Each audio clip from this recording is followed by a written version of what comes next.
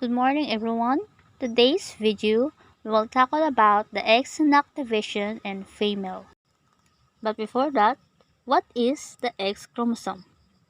What is really the secret behind the X chromosome? So I have here the two identical twins with the same small nose, dark hair, and dark eyes. But this one, the girl on the left side, is colorblind with a green light, and the girl at the right side is. How is it possible? The answer lies on their genes. The genes for human, the genetic information that determine our physical traits is stored in 23 pairs of chromosomes in a nucleus in every cell. These chromosomes are made up of protein along the coiled strand of DNA. The segments of DNA called gene tell the cell to build the specific protein which control function. Now, this is the complete set of genetic information, where for every chromosome pair, one comes from each biological parents, and 22 of this pair, the chromosome may the same set of genes but may have different version of each genes. The difference arrive from mutation, the changes in genetic sequence that may occur many generations. Some have no cause, some have diseases, and some have advantage adaptation. On the 23 pairs of chromosome is determined of the 6 chromosome. We have here the 2X for female and 1X and 1Y for male. The Y chromosome contains the male development and the male fertility, while the X chromosome contains the reproduction, nervous system development, skeletal muscle function, and the receptors of the eyes that detect green light. So what happens if the 2X chromosome produce protein? The answer is the development of the embryo will be completely impaired. The solution is X inactivation. So what is X inactivation? X inactivation, also called lionization, discovered by Mary F. Lyon, where it is a process by which one of the copies of the X chromosome present in female mammals is inactivated. It was just a hypothesis in 1960 and it became a scientific fact in 2011. So, epigenetics refers to the process that instructs how and when to read the DNA blueprint. So therefore, female cells use an epigenetic mechanism to inactivate or silence one of the X chromosome in each cells. And now, we can see on the left side the cell that have nucleus, and nucleus may contain chromosome where we can see here on the right side. The yellow is our X activation transcript and the blue here is the X inactivation in or inactivated bar body, no transcript. The inactive chromosome will be called the bar body. What is X inactivation? We all know that females have 2X and males have 1X and 1Y. These females 2X, one of X chromosome will be X inactivate. So why we need X inactivation?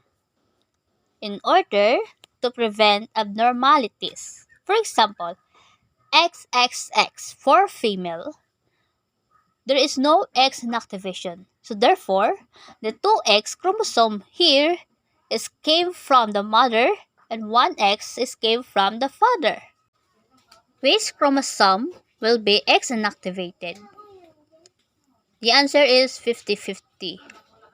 50 for the father or the paternal X inactivation and other 50 is for mother or the maternal X inactivation. When does it happen? So we have here at the zygote stage, One cell contains the 2X. One X chromosome came from the father, and one X chromosome came from the mother. And this early division, cells may divide. And on the third line, the random X chromosome inactivation, where it's either from the paternal X inactivated or the maternal X inactivated. On the fourth line is inactivation passes to all cells descendants that create or producing a mosaic. This is a mosaic or epigenetic inheritance. If we visible see the epigenetic inheritance on our skin, we see the maternal X chromosome and the paternal X chromosome inheritance or the epigenetic inheritance on us. The best example is the calico cat. Take note, the calico cat is always a female. And if there's a male, then it is rare because male cat have only one X and one Y. For example, here we have one X and the gene is black, so therefore the cat is black.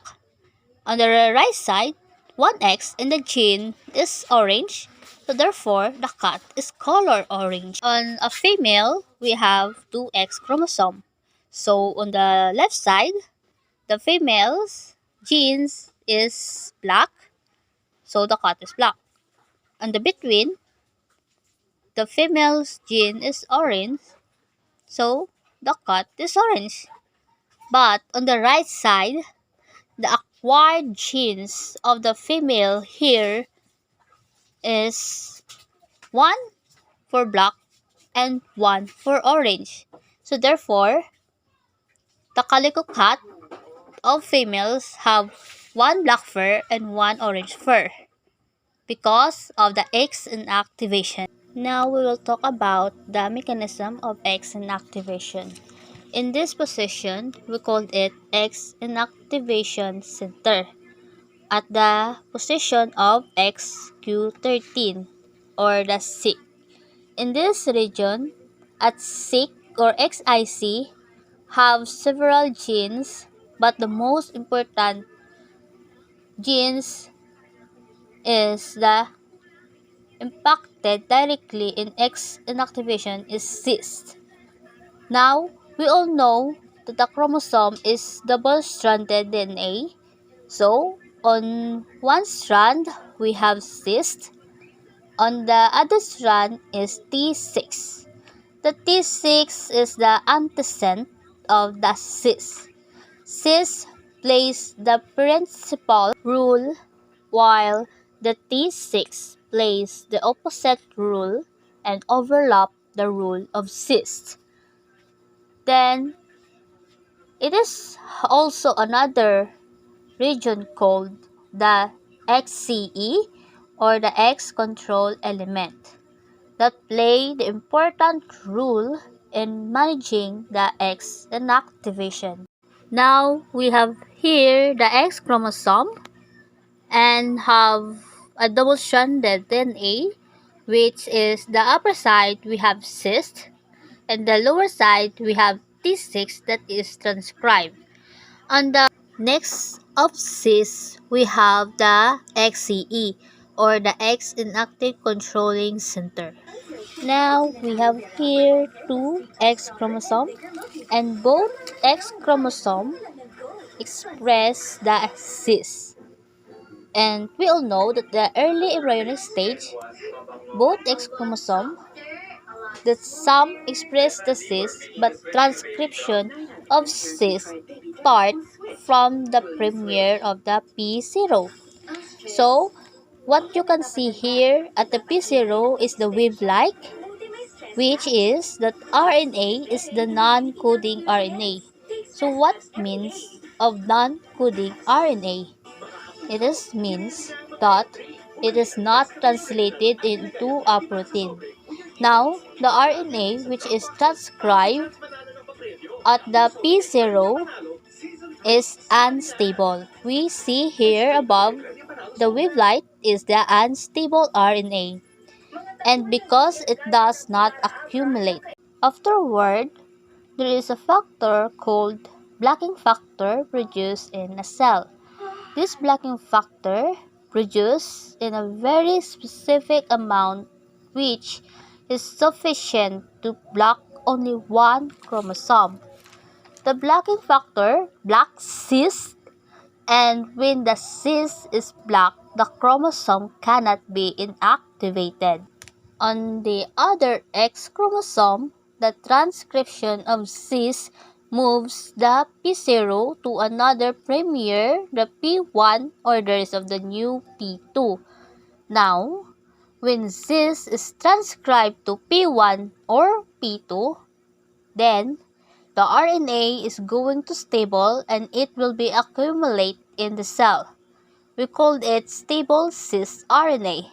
And the stable cis RNA is the principal player in the XI process or the X inactivation process. Now, the cis is transcribed to a stable RNA, will accumulate the cell, and this stable RNA is going to cover X chromosome.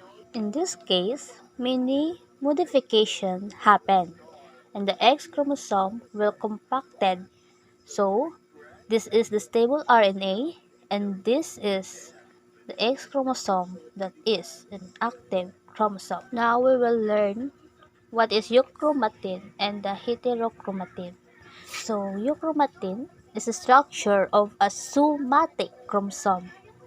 It have 8 histones or a protein.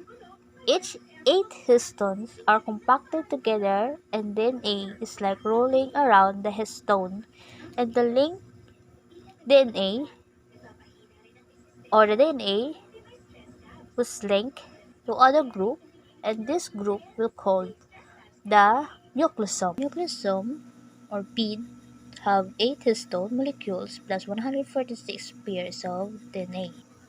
On the heterochromatin, we all know now that there is 8 histone, and these have tail, and we called it histone tail, and these tails are amino acid. Histone tails can be modified, and we have histone tails modification contains the methylation, acetylation, phosphorylation, and ubiquitination.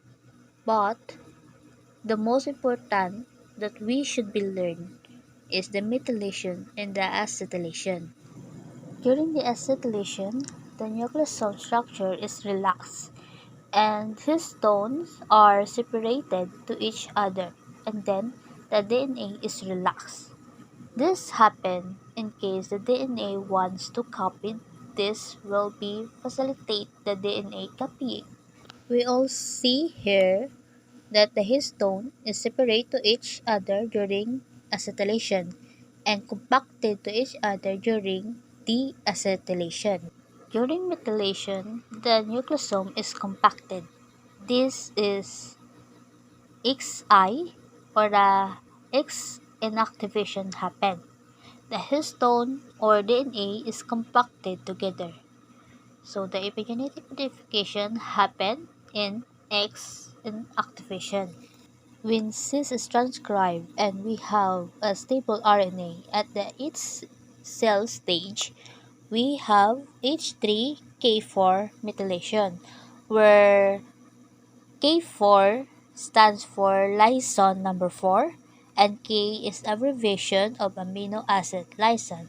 We have H3 deacetylation. We all know that during acetylation, the histones are relaxed or separate to each other. But this time, during X inactivation, the histone is deacetylation or compacted to each other. On the 16th cell stage, we have H3 lyson 27 methylation. It has happened because a protein called the PRC2 that recruit by stable RNA. We have H2A substitute the macro H2A, which is this process is irreversible because the macro H2A is no other chance to have a remodeling. On the 32 cell stage, we have PH3 lyson number 9 methylation. After this modification, the X chromosome of the female can be inactivated. Now, this is the X chromosome which have an XIC, and this cyst produce the stable RNA, and this RNA covers the X chromosome. And after the modification that I was already told you before, the X chromosome will be tightly compacted to each other and it will become the X inactivation and turn into the bar body because of methylation and deacetylation. And now, what happens if there is no X chromosome inactivation? When an organism has an extra or missing copy of a chromosome, it is called aneuploid. An aneuploidy involving outcomes, non-sex chromosomes, especially large ones, are usually so harmful to development that an aneuploid embryo can survive to birth. So, here's the examples of X chromosome aneuploidies. So, first one is the triple X syndrome, in which a woman has an triple X. The symptoms are delayed motor development, low IQ, delayed speech, ADHD, and abdominal pain. The second one is the Klinefelter syndrome, in which males have an extra X chromosome, leading to a genotype of XXY. So the sign is or are a taller, less muscular body than males their age, broader hips and longer legs, larger breasts, weaker bones, a lower energy level, smaller penis and testicles, delay in puberty or go up parcel amount, less facial and body hair following puberty. The last one is the Turner syndrome. A woman lacks part of all of one of her X chromosome, leaving her with just one function of X. The symptoms are short stature, low hairline, shield-shaped thorax, widely spaced nipples, shortened metacarpial floor, and small fingernails, brown spots or navy. Characteristics: facial features, fold of skin, constriction of aorta, poor breast development, elbow deformity, rudimentary ovaries, gonadal streak, and no menstruation. Now let's move on to the other topic, which is the linked genes. Now the genes on the same chromosome are said to be linked. They are inherited together as a unit and do not undergo independent assortment. Linkage can alter expected genotype and phenotype ratio in the offspring. So in this example, only two types of gamete are produced instead the expected four kinds if the genes were assorted independently. Now we are see here the gametes have the dominant A and the recessive. Dominant A and recessive B on the second cell. On the third cell, we have a recessive A and dominant B, and on the fourth cell, recessive A and dominant B. So the gene A and B control different traits and are on the same chromosome. This has happened during meiosis. The genes located on the same chromosome are said to be linked. For example, is the genes A and B here, which is both A and B are dominant. Now the linked genes tend to be linked or inherited together. Here is the two genes are linked when they are on the same chromosome, and the linkage results in fewer genetic combination of alleles in offsprings as compared to genes on separate chromosomes. So in describing linkage, the appropriate notation shows a horizontal line separating linkage groups like this on the parent 2 have the line indicates linkage. This is look like when the chromosome pair before the replication. So on the chromosome after replication, the inheritance patterns involving linked genes do not follow expected Mendelian ratio. So in this example of linked genes, only two kinds of genotype combination occurs in the offspring, where without linkage, the same parents would provide four possible genotypes. Like this on the example, these are the possible offspring that have only two genotypes combination occur. The genes located close together on the same chromosome and inherited together are called linked genes, but the two genes that are sufficiently far apart on the same chromosome are called unlinked genes or synthetic genes that we shown on the figure 3.3. Such condition is known as synteny. It is to be differentiated by the value of recombination frequency. If the recombination frequency value is more than 50%, the two genes show unlinked. When the recombination frequency value is less than 50%, they show linked. Closely located genes show strong linkage while genes widely located show weak linkage.